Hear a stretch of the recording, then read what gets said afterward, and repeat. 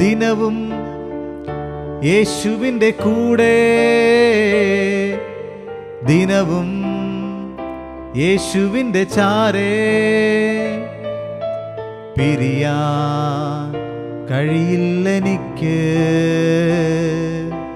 പ്രിയനേ എന്നേശുനാഥ,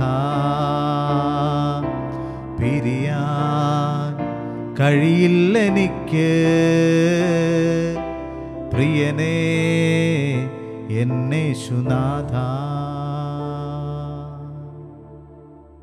ക്രിസ്തീയ ജീവിതം വിജയിക്കണമെങ്കിൽ ഒന്നാമത് നമ്മൾ ചെയ്യേണ്ടതാണ് നമ്മുടെ ജീവിതങ്ങളിലേക്ക് യേശുവിനെ ക്ഷണിക്കുക.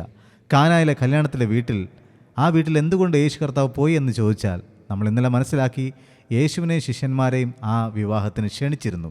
അതുപോലെ നമ്മുടെ ജീവിതങ്ങളിൽ ക്ഷണിക്കുകയാണെങ്കിൽ ഈ കർത്താവ് കടന്നു വരും എന്നുള്ളതിന് യാതൊരു സംശയമില്ല.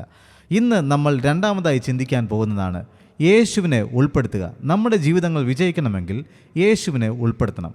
കാനായിലെ കല്യാണത്തിൻ്റെ വീട്ടിലേക്ക് തന്നെ നമുക്ക് പോകാം. ആ വീട്ടിൽ വീഞ്ഞ് തീർന്നു പോയി. മറിയ ഒരു കാര്യം അവിടെയുള്ള ജോലിക്കാരോട് പറഞ്ഞു, യേശു നിങ്ങളോട് എന്തെങ്കിലും പറഞ്ഞാൽ അതുപോലെ അനുസരിപ്പിനെന്ന് പറഞ്ഞു. കാരണം മറിയയ്ക്കറിയാം ഈ ഒരു പ്രശ്നത്തിന് പരിഹാരം കണ്ടെത്തണമെങ്കിൽ യേശുവിന് മാത്രമേ കഴിയുകയുള്ളൂ. കാരണം വീഞ്ഞ് ഒരു ദിവസം കൊണ്ട് നമുക്ക് ഉണ്ടാക്കിയെടുക്കാൻ പറ്റുന്നൊരു കാര്യമല്ല.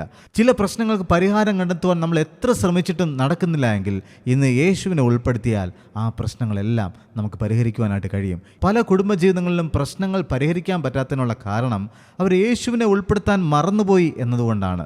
പലപ്പോഴും നമ്മുടെ ജീവിതത്തിൽ വീണ്ടും വീണ്ടും പ്രശ്നങ്ങൾ വന്നുകൊണ്ടിരിക്കുന്നതിന് കാരണം അതിനകത്ത് യേശുവിനെ ഉൾപ്പെടുത്താൻ മറന്നുപോയത് കൊണ്ടാണ്.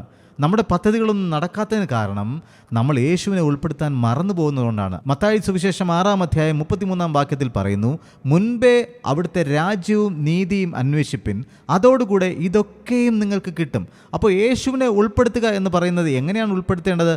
എന്താണ് ദൈവത്തിൻ്റെ നീതി, എന്താണ് ദൈവത്തിൻ്റെ രാജ്യം, അതിനെക്കുറിച്ച് നമ്മൾ അന്വേഷിക്കുക എന്ന് പറയുമ്പോൾ അത് ദൈവത്തിൻ്റെ വചനത്തിൽ തന്നെ എഴുതിയിട്ടുണ്ട്. ഈ വചനം നമ്മൾ വായിക്കുകയും അത് പഠിക്കുകയും അതിൻ്റെ ആഴങ്ങൾ മനസ്സിലാക്കുവാനും ശ്രമിക്കുമ്പോൾ ദൈവത്തിൻ്റെ നീതിയെക്കുറിച്ച് നമ്മൾ തിരയുന്നു, ദൈവത്തിൻ്റെ രാജ്യത്തെക്കുറിച്ച് നമ്മൾ അറിയുകയാണ്.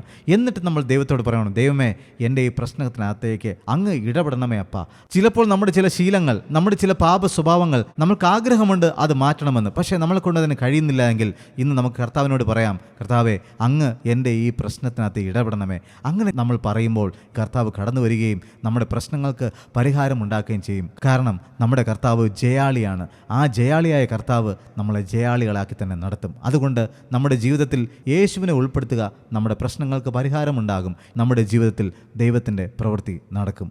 God bless you.